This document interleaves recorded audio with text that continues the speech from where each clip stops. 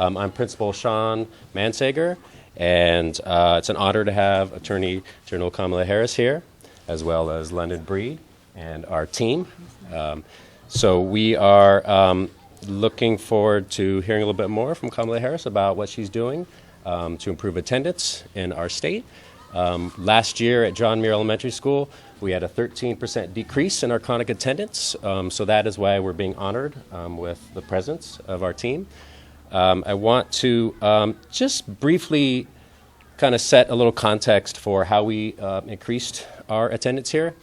I think it's really important to really point out the systematic issues in our city right now, that the average rent is $3,500 for a one-bedroom apartment. Our families are struggling to get by in the city. Our teachers are struggling to get by in the city. But despite those challenges, we have a very strong team at this school that has done a ton of work last year in really increasing our attendance here. And there's a few kind of key people that I want to point out that have worked with me. I don't do this by myself. I have my team. So we have our family liaison, Ms. Desiree. Hi. We have our attendance liaison, Ms. Hi. Ariana. We have our, where's my other team member? She's not here. We have our family, Yay. so Miss Jeanette. We have Miss Naima, one of our other family members, and we have Miss Teodula. Hi. And together, we really work as a team to make sure that our families are here every day, that our kids feel safe in this classroom. So I wanted to just point out a few key ingredients for success of John Muir. One is going back to the Maslow hierarchy of needs. Our kids need to feel safe here. We have a great breakfast program. We have a dinner program here as well. We have a morning care that starts at 7 a.m., so if families need to drop their kids off very early. All those, we have therapists that come and work with our children. All these things have to happen. Our kids need to feel safe in order for them to come to school every day. That's key. A second one is that this is not a blame game. We don't blame families for what's going on. We actually build relationships with them. It is about relationship building. It is about teamwork. And you see that this takes a village, right? A third is everyone is working hard here. It's about bringing those stronger partnerships. It's about hearing families and listening to them and really understanding like what is going on. Each family needs to be treated uniquely. And when you have a team, you have different people that can navigate around that. So I'm very proud of this school. We've done a lot of work. I'd be remiss to not mention the teachers right now that are working very hard in our classrooms to make sure that our kids feel safe, making sure they know how to read and critically break down those texts, to problem-solving math. So it is quite an honor to have everyone here, and thank you. Thank you. Thank you, Principal. You really do, Sean, represent some of the best of what we offer in public education. And I want to thank you. You're an incredible public servant and an incredible educator, and you have been doing this work for such a long time against incredible odds, but you persist in your optimism and your knowledge about who our children are and who they can be. So thank you for that. So this is the fourth edition of a report that we have published on the issue of elementary school truancy in California. And the reason is pretty simple. It is the reason behind why we have made education a right in California. It is explicit in our Constitution. The reason behind this includes the fact that my first grade teacher, Mrs. Frances Wilson, God rest her soul, attended my law school graduation. And I would not be here were it not for that education that I received. And so for so many reasons, we are here together as leaders of the city and county of San Francisco and as the state of California to highlight the importance and the significance of making sure that all of our children receive the education they so richly deserve, and that we do everything in our power as a community to make sure that we have put in place all of the systems that are necessary, not only to help those children, but to help their parents. Because the principal, I think, was quite right in his work and in his words that if we want to help these children, we must help them in the context of the family in which they are being raised. So we are here today to talk about then the fourth edition to our truancy report. As many of you know, we decided to do the first ever assessment in the state of California several years ago on this issue of elementary school truancy, born out of the experience that we had here in San Francisco when I was DA. In fact, many, many years ago, when we were in the DA's office, we did an assessment of who the homicide victims were who were under the age of 25. And we learned that 94% were high school dropouts. And I remember then going over to the school district and speaking with then Superintendent of Schools, Arlene Ackerman, about what was going on. And I asked her, and she said, listen, Kamala, of the chronically and habitually truant students, 40% of them are elementary school students who are missing 50, 60, up to 80 days of a 180-day school year.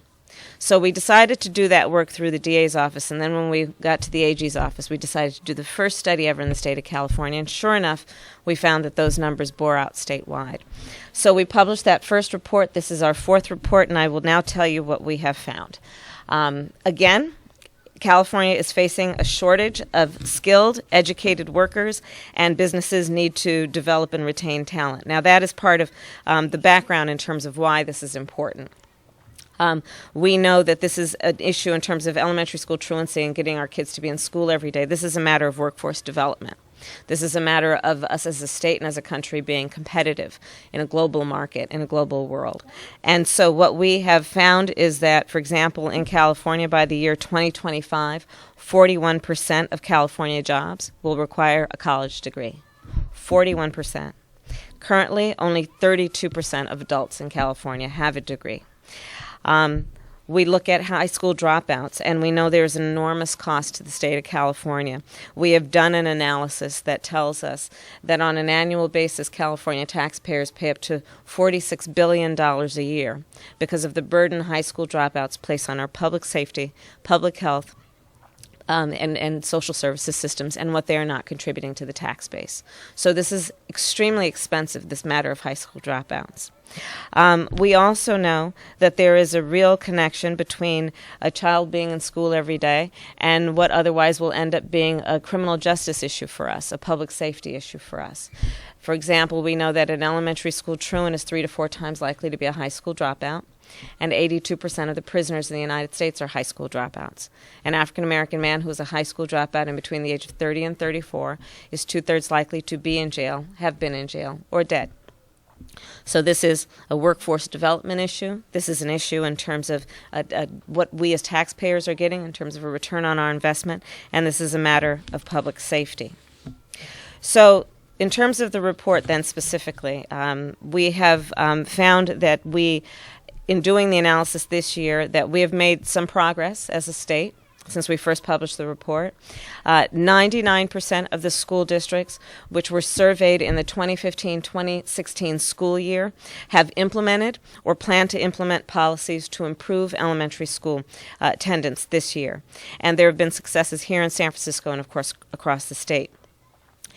In the 2012-2013 school year, just over half of the school districts surveyed said they had tracked student attendance data over a period of time.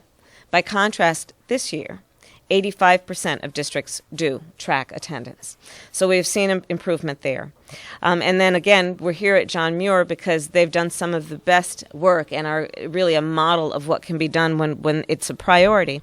And as the principal shared with us, last year they lowered chronic truants and absenteeism from 26% to 19%, which is a very significant drop. And it's the largest drop in the district in San Francisco. And what they have done is they have adopted strategies that have been creative, many of the type of strategies that we outline in our report, and they have used data to actually measure the problem, and then with that data and with that kind of accountability, they have targeted investments and interventions with parents. Also, what we have seen in terms of the change on national level is that in 2015, the President signed and Congress passed the Every Student Succeeds Act, which is evidence of national movement on this issue. And basically, it is now requiring school districts to send data on absenteeism to the California Department of Education. This is very significant, because if we are not tracking these numbers, if we're not measuring it, then we will not fully appreciate the magnitude of the problem and then be able to develop interventions and solutions. So specifically then about the 2016 report. It draws on a representative sample of almost 500,000 kindergarten through 5th grade students and nearly 200 school districts. And what we have found are the following.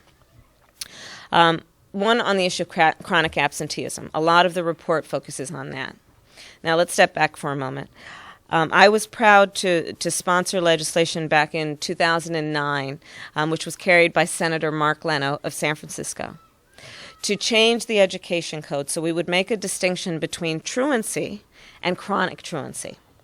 Because we were defining and thinking of truancy in the education code as 3 to 5 unexcused absences, but since we were seeing truancy that was at such a different degree, we agreed that the education code needs to acknowledge that we are at a point where the sirens should ring when we're looking at a child who is absent more than 10% of the school year. So we have defined chronic absenteeism as the student being absent 10% or more of the school year. So on the issue of chronic absenteeism, the report tells us, the 2016 report tells us that we estimate 210,000 California kindergarten through 5th grade students were chronically absent. 7% of all elementary school students then in California are chronically absent. We also found significant disparities based on race. So African American students are twice as likely to be chronically absent, and that means that approximately 14% of African American elementary school students are chronically absent. When we look at also the reality of the chronic absent students, we have seen that a majority of them are concentrated on a relatively small number of school districts. So they are in specific regions, and usually that region is a region that is also challenged in terms of socioeconomic opportunities that are available in those communities. And so we found that 50% of chronically absent students are from 20% of the schools in California and 10% of the school districts. Also, we found that student attendance is a key predictor of academic achievement. So 3/4 of all chronically absent students in kindergarten and 1st grade, so just kindergarten and 1st grade, did not meet state standards for math and English in their last school year. So their chronic absenteeism in kindergarten and 1st grade is an absolute predictor of where they're going to end up in their last year in terms of whether they meet state standards. Also, we found that, in particular, this is an issue that impacts our homeless students and students who are in the foster care system. They are students that we refer to as being highly mobile, and so, predictably, they transfer often from one school district to another, which means we lose track of them. And so the finding, again, is that for these highly mobile students, only 52% of the school districts have a system to alert the new school about the student's attendance record from the previous school. So that's something we've got to fix, because as we know, they are some of our most in need students, and so we should pay particular attention to what's going on with them, and we should have a system for tracking them as they move around. There's a connection also between this issue of chronic absenteeism and discipline rates.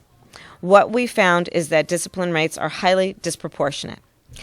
African American students are 22% of suspensions, but only 5% of overall kindergarten through 5th grade students in California.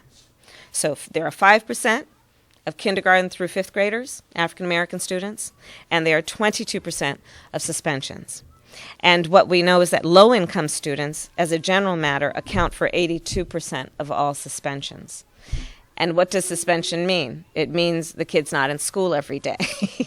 And when they start to miss school every day, it becomes less appealing to go because they actually have to catch up and they are behind. We also, as part of our report, have issued some findings in terms of, again, the cost to school districts. In what we have seen is over the last 6 years, since we've been paying attention to this, California school districts have left an estimated $7.3 billion, that's with a B, dollars a year on the table.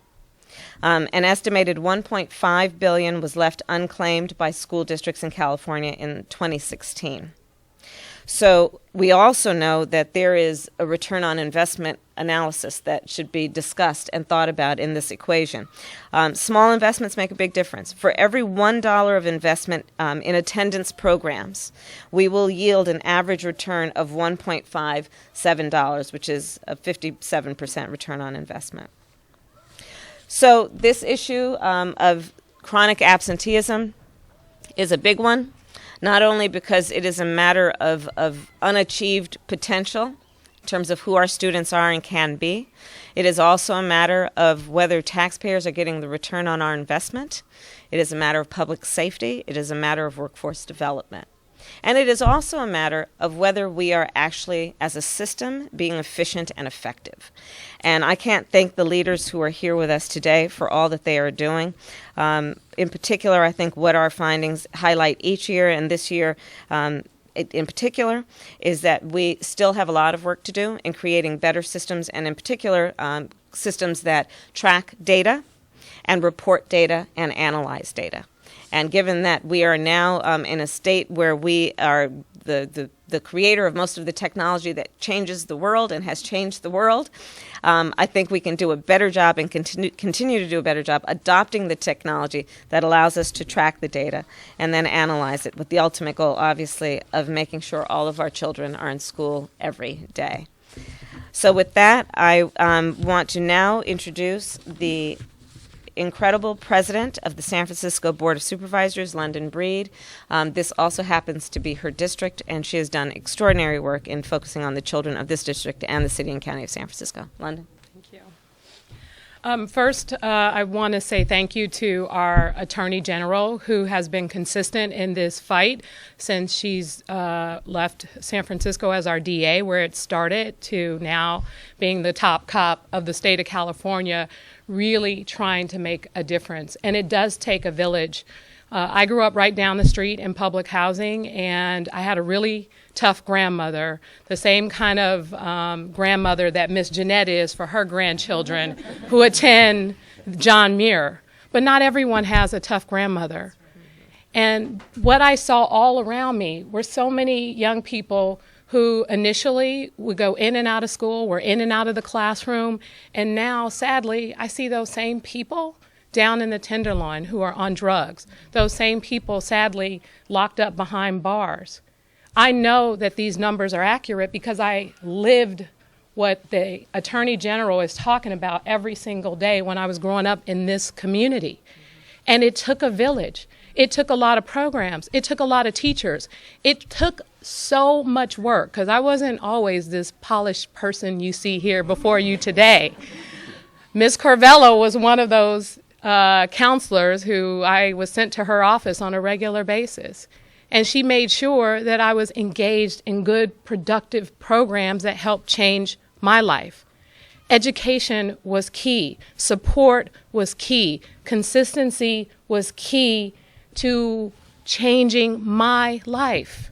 And that is that is the reason why I'm so proud of John Muir and Principal Sean and the work that the parents and the folks here have done. I mean, every time I come to this school to visit for different events and programs, I'm always so proud of how many parents are active, of how happy the children are, of how engaged and excited the teachers are in teaching them. And this is one of the best schools in the school district, and I want to thank Shaman Walton. He's a school board member, and he's joining us here today.